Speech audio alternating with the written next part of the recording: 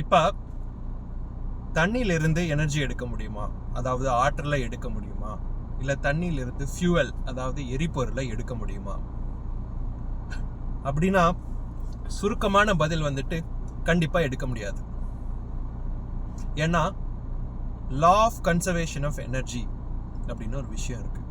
சின்ன கிளாஸ்ல நம்ம எல்லாருமே படிச்சிருப்போம். Energy can neither be created nor be destroyed. It can only be transformed from one form to another in an equivalent amount.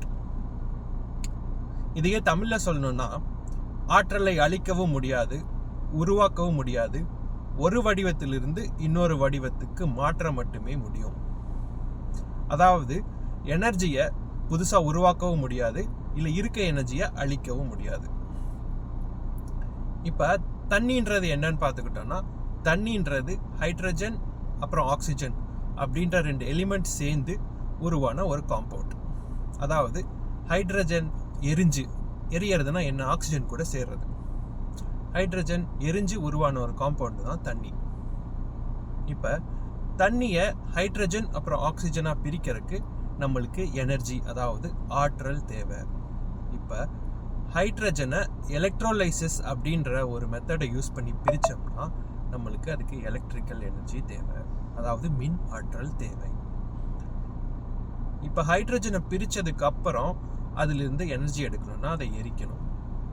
அதை எரிச்சோம்னா நம்மளுக்கு தண்ணியை பிரிக்கிறதுக்கு எவ்வளோ ஆற்றல் செலுத்தினமோ, எவ்வளோ எனர்ஜியை ஸ்பெண்ட் பண்ணமோ அதே எனர்ஜி தான் திரும்ப கிடைக்கும்.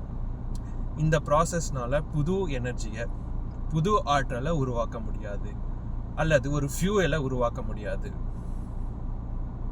ஸோ நான் தண்ணியிலிருந்து புதுசாக ஆற்றல் எடுக்கிறேன் அப்படின்னு யாராவது சொல்லிட்டு இருந்தாங்கன்னா, என் எக்யூப்மெண்ட் தண்ணியிலிருந்து ஆற்றல் எடுக்கும் அப்படின்னு யாராவது சொல்லிட்டு இருந்தாங்கன்னா, நீங்கள் அவங்க கேட்லாகையோ அவங்க வீடியோவோ எடுத்துகிட்டு போயிட்டு உங்களுக்கு தெரிஞ்ச ஃபிசிக்ஸ் படித்தவங்களோ கெமிஸ்ட்ரி படித்தவங்களோ இருந்தாங்கன்னா அவங்கள்ட்ட கேட்டு பாருங்கள்.